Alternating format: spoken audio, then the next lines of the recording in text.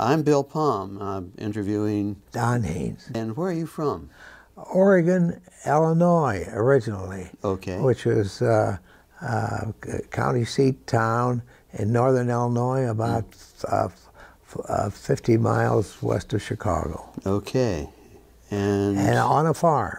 Okay. On a dairy farm. Mm-hmm. Yeah. So you're used to hard work and very used to it. Very used to it, right? Yeah. Okay. Yeah. And you're coming around. When did you enter the service and why? I entered the service in 1956. Okay. January of 1956. I graduated from the University of Illinois in 1955. And I graduated from their military program there, our OTC program there. And so then I was sent down to Fort Lee, Virginia for my basic officer's training of 3 months. Okay. So you weren't drafted? No. You saw the handwriting on the wall? And yes. You knew where you wanted to head? Yes, I do. Yeah, I do. Mm-hmm. And yeah, I thought, well, the other services are great, but other members of the family in earlier years had been in the Army, and I thought there's nothing wrong with the Army as far as I'm concerned. And so, and it made it easier because of the ROTC program at the University of Illinois, which was just a really great program there. And so after between our junior and senior year, we had to go then to Fort Lee, Virginia, in this case, for 6 weeks training, and then that prepared us for the final year at Illinois to get graduate and get commissioned. All right, we got commissioned the same day we got our degrees, and so then I was called up for active duty the following January, and went to Fort Lee, Virginia, which is the Quartermaster Training Command. Okay, so you're a Quartermaster Corps? Yes, I am. Yeah. Proud of it, too. Okay. We're the we call ourselves the soup troops, but we're the supply area of the Army, and that was all the part of the program we had at Illinois for Army. And you were in for how many years? Well, I was in for 10 years. Okay. 10 years, not all active duty.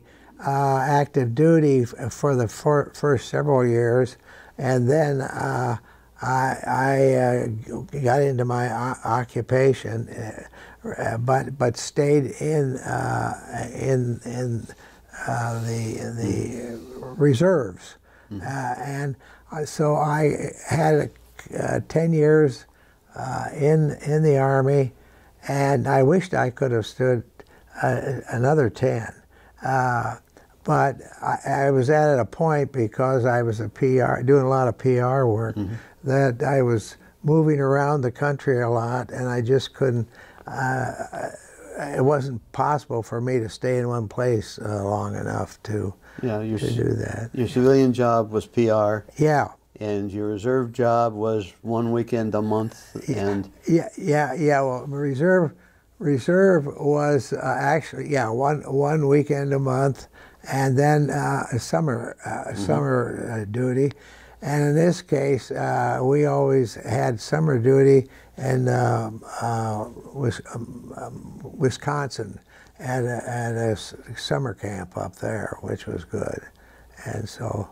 You were still Quartermaster Corps then? Still Quartermaster Corps, yeah. Well, actually, at that point, I was in the 85th Division, which was Illinois Division, and we were in our regiment, the 27th Regiment, was a part of. It was basically an infantry unit then, in those days. Yeah. So, if we were called up for war, we probably would have been more military. Well, yeah, military or than supply in that case. More yeah, straight leg infantry. Absolutely, straight leg infantry. Yeah, yeah. So, but it was a great time. After I completed my 3 months basic training, all of our class got sent to troop units, but I got sent to the public information office because I majored in journalism and communications in Illinois. So you had a commission in quartermaster. Yes. But someone was smart enough. That's not typical. That's not the Army I knew. Yeah, that's right. Somebody said this guy can actually communicate, and well, yes, and it was a great experience because that our public information office at Fort Lee had a really good PI officer, Captain Kelly, and he said, Haines, I want you to be a good writer, and I want you to go out and cover good things. And I said, Captain Kelly, I'll do the best I can. And one of the most interesting things I did was, before too long after that, got a call one morning from an adjunct field to Fort Lee. It had an air field, and it was on that morning was going to be the 10th anniversary of D-Day, and we got a call from the commanding office at Fort Lee that there would be 3 paratroops who had jumped into in Europe on D-Day, who were going to be in that jump that morning, and they thought it would make a great story for the time, and it was. I went out and we took along a photographer, and we got out to the airfield, and they were there, and I interviewed them, and as it turned out, one of the 3, when he jumped in on D-Day, landed right in the middle of a German mortar pool, and was immediately captured and sent to Eastern Germany POW camp, which turned out to be the end of the war after 9 months. But it was a great story, and the Captain Kelly and the commanding officer saw a good story there, and it got picked up all over Virginia and so forth. It made a good story for that time. Yeah, so it was good. Yeah. And how long did you serve in this capacity with the? I was in that for about 6 months, and then went back home and to a reserve unit. Then after that. Okay. Yeah. So that's when you ended up with the reserves. Right. And was with them the rest of the time. Yeah. Yeah. And it was. And we had a good unit. We would go up to Camp McCoy, Wisconsin, every summer for our 2 weeks up there, and that was a good experience too. And we were out in the field a lot. One year we ran the when we were up there, the rifle range, and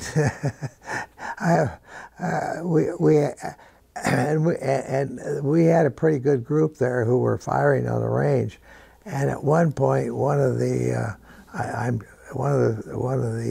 our sergeants from our outfit came over. He said, Lieutenant, he says, are you, you're drinking from your canteen a lot. Are you thirsty? And I say, well, it's pretty hot out here. Yeah, I am doing that. He says, I can give you something that will help you, that you won't have to drink so much water. And I says, what's that? And he pulls out a plug of tobacco. And I started chewing tobacco after that, much to the displeasure of my wife at that time for a long time, so forth. But it was just one of those things that come along and make a great story, you know, so forth. Yeah. So I had it was a really good experience. I tell people I am not a hero. I am a peacetime soldier, you know, and so forth. But if war had come, we'd have been called up pretty quickly. Yeah, so forth. So you sure would have, and then you'd have ended up with a different assignment, I'll bet. Yeah. Absolutely right. Absolutely right. Yeah. Tended to pick officers out and say, okay, there's your unit. Well, here's another one. Yep, that's right. That's exactly right. Exactly right. Yeah, I would have loved, as I said, to have gone another 10 years. We had a good outfit, a good group. We worked well together and so forth. We had a great guy for our company commander. And back in the company, then in hometown, I was a supply officer for those years. But we had a great group, and we all were we all looked forward to going up to Camp McCoy in the summertime, you know, because we were a very close group too. So I don't know. It's my brother was 2 years younger than me.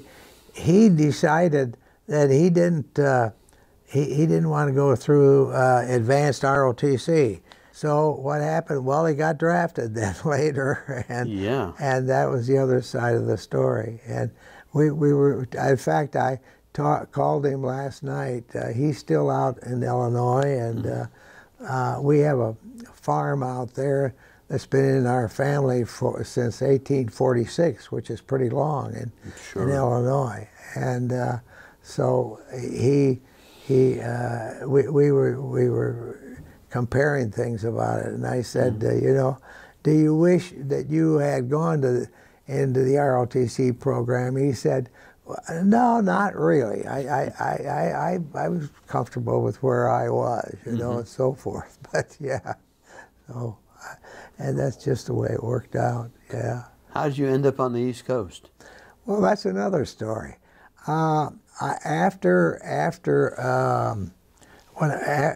I got graduated from the University of Illinois, I went through a series of jobs, PR type jobs with various organizations. The first one was a printing company up in northern Illinois that wasn't too far from my home. And so I was there, started out there for about 5 years. And then after that, I moved around to several different other areas in agriculture-related organizations. That was at a town called Mount Morris, Illinois, which was close to my hometown, about 5 miles. Then the next one was with American Breeders Service, AI units for cattle and so forth. And that was at Madison, Wisconsin, and was there for several years. And then from there, had a chance to go with the Portland Cement Association and their agricultural unit in Chicago, and was there for several years. And then came to the ending of my career in Washington, D.C., with an organization, great organization, a lobbying organization that was for the lobbying group for the farmer cooperatives in the country. And so we were located up on Capitol Hill, and that was quite a good experience, and it's a political one, but you had to have it, you know, something like that. And you had the right background because you did PR and you were agricultural, and so you could be credible when you went up and talked with people. Yeah, that is right. That's right.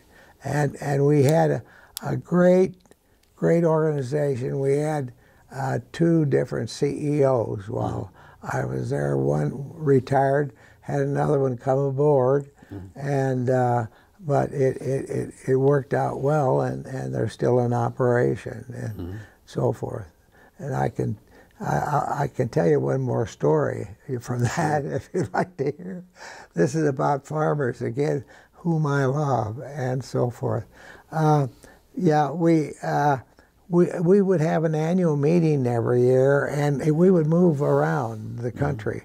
Even got to Hawaii 4 times for annual meetings, which was a good deal too, lovely deal. But the story I want to tell you is that one of our meetings, early meetings, we got to a point where the people who came were the farmer directors of the local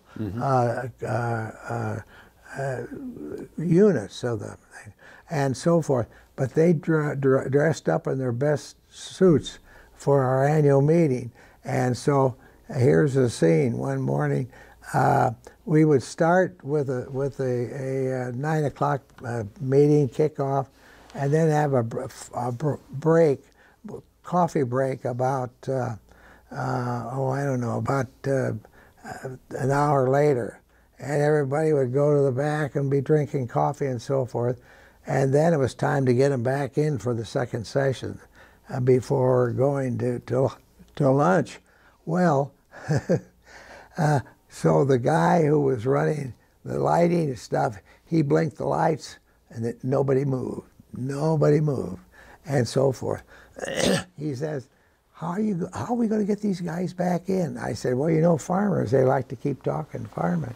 I said, but upstairs in my room, I have a cowbell. I think that might work.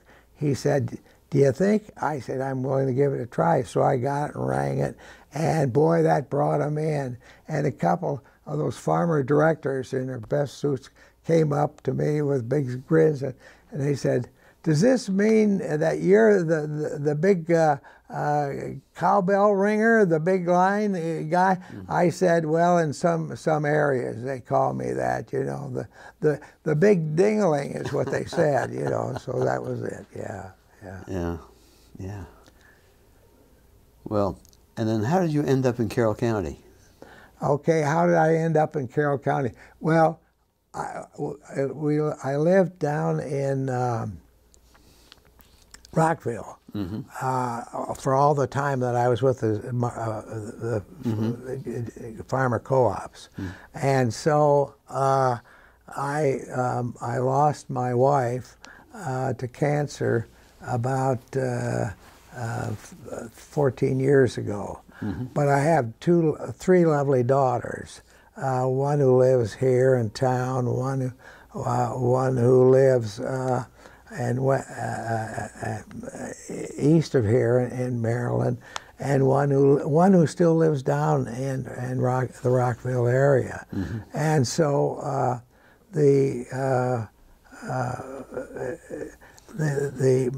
my middle daughter, who lives here in Taneytown, said, hey, why don't you come up and live with us? She and her husband and my two of my 4 grandkids live here in town, and so forth. And I said, well, yeah, great, I'm all for it. And then I came up and started living with them, and then had to, about a year or a year and a half, had to have 2 back surgeries, upper and lower back surgeries. And because of that, then this was a place to come for it. And it's been a great place for Excellent. people like me. Yeah. Yeah. Well, it's been really good talking to you, and it's a pleasure meeting you. Pleasure meeting you, and I hope, I think this is fun. I hope it measures well for you. It's excellent. Okay, Excellent. good.